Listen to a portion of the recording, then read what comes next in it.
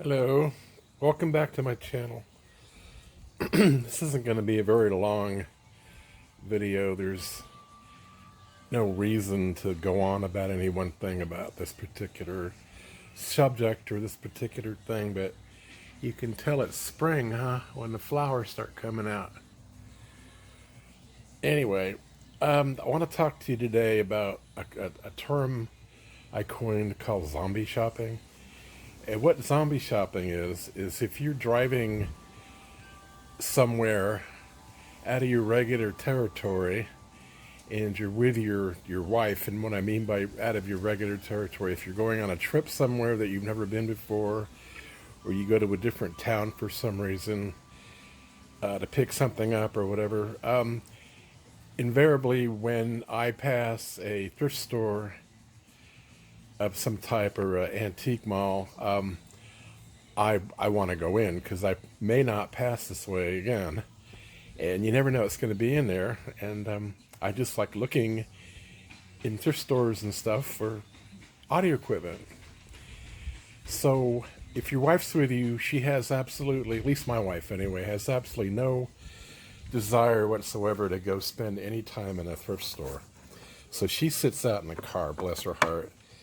She's like, go in. You know, she knows the drill. We've been married for 45 years now. That's a long time.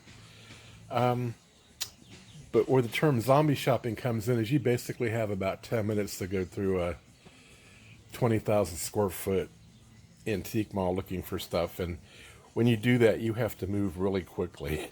And you don't have time to stop and look at any one thing for more than 10 seconds because you're about a tenth of the way through the store. So if you see something when you're going down the aisles or whatever and it's reasonably priced and it looks like something you might like, you buy it. You're never going to be that way again probably. And invariably what happens if you don't buy something, you'll think about it after you've left and you're like, damn, I should have bought that. But you either can't, or if you do ever go back to look for it, it's gone. So you never know what you're going to pick up when you zombie shop because you don't have time to look at it that closely. I was going through a place about a month ago, and I saw this suitcase thing, and I didn't know what it was. But, you know, you always open up the small suitcases, right? You never know what's going to be in there. You can see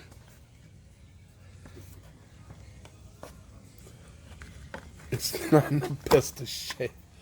I can't get the lid open. Okay. Ooh, what's this? Look at this.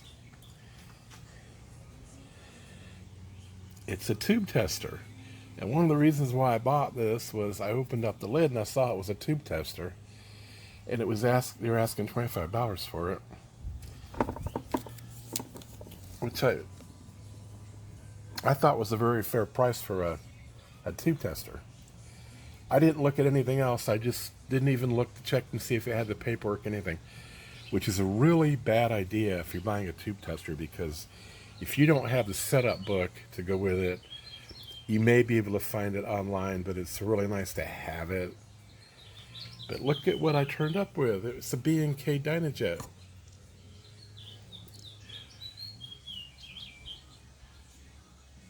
Is this really a Dynajet? I don't know. Model 607 solid state tube tester. I'm not sure it's a Dynajet though. What do we got here? Yeah, look, there's an extra tube in there too. There's tubes. They're falling out. Let's see, does this have... Ooh, it's got all the tubes set up, see?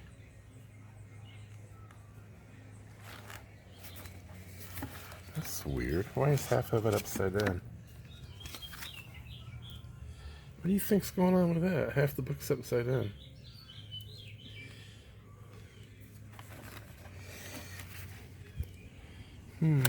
That's interesting. Alright, well at least it's got that. What else is in here? The spillage of tubes. More tubes coming out. I don't suppose there's like a really valuable British-made amplifier tube in there, huh? that would pay for this whole thing. Model 607. It's not a Dynajet. I wonder if that setup guides. Oh yeah, Model 607. Look at that. It is a Dynajet. Oh well, you can see it's got the warranty card. It's got a brochure for test equipment. There's more stuff back here. I guess I did good.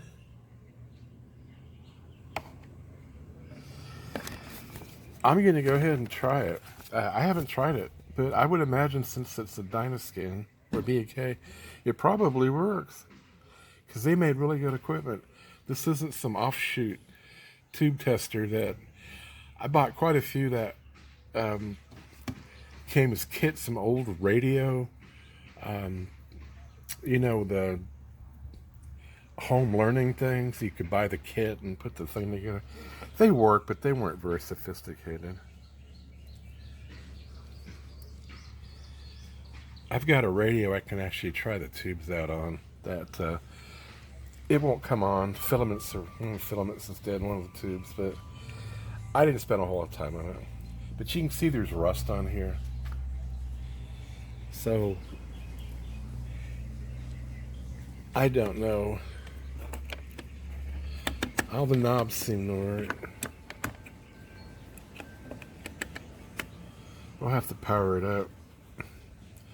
I would think that since it's in the case, it would probably be protected. I don't know. I guess I could go ahead and power it up. I don't know what this is. What does that say? Tube type, socket, pin lockout, selector load. Some kind of graphic symbols.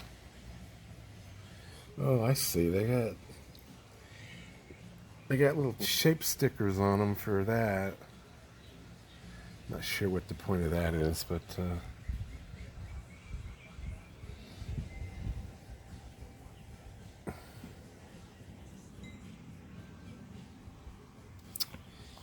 anyway, this is what comes of zombie shopping.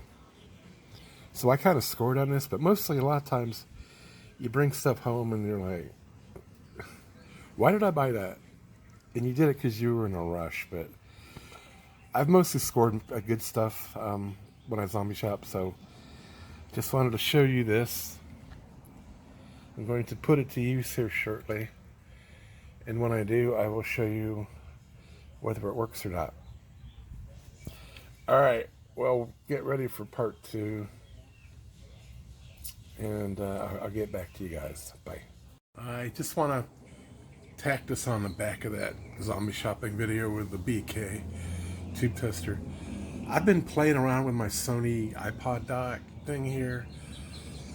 I was actually moving it to the car to move it into the storage unit. I've had this probably for a year. It's a Sony, but it's very nicely built. And one of the reasons why I'm keeping this, and I'm actually using this, is for some reason, I've got about 4 or 5 really older iPods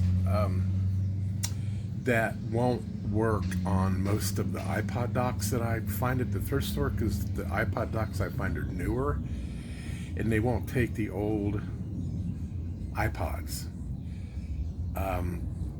This one takes all of my iPods, and what's on here now is an iPhone 4, which still mostly lets me stream music through iTunes.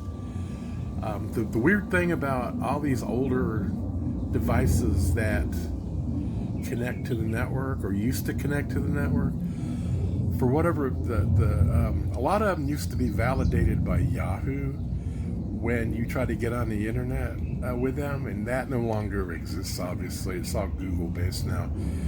But the Google based ones, if the Google firmware level is lower than a certain point, it won't let you even update it or get on the internet or anything. So a lot of these old digital devices are kind of getting to be useless, if you can't get on the internet, because what do you do with them? I mean, if they have music loaded in them already, you're fine, but if they don't. Anyway, this one works. The radio works. It's got a CD player. It's got a auxiliary in plug on the side here, if you can see that. Probably not. There we go. There. So you can run a 3.8 or 3.5 millimeter jack, I'm not sure which one, to it. And it does iPod. And I have been listening to my iPhone 4 on this for hours, going to different radio stations I have saved up on iTunes. So I like it. It works. It's kind of a cool thing. I did swap the speakers out. It had these little tiny, these very small, nasty plastic speakers. And what I ended up swapping them out for was, these are AWA speakers that I had off of a different unit that I was moving, and they were close at hand. And the original Sony speakers are 4 watt or 4 ohm. These are 6 ohm. I feel comfortable hooking 6 ohm up to a 4 ohm connection because it's not that big a deal. Now, I probably wouldn't try an 8 ohm unless I tried to run a resistor in parallel with it. I'm not sure if that even works. I've never tried it. I know some people have to reduce the load down, but the AWAs sound a lot better, obviously, because they're not plastic. They have wood cabs, and they're about 3 times as big, and about 10 times as deep. So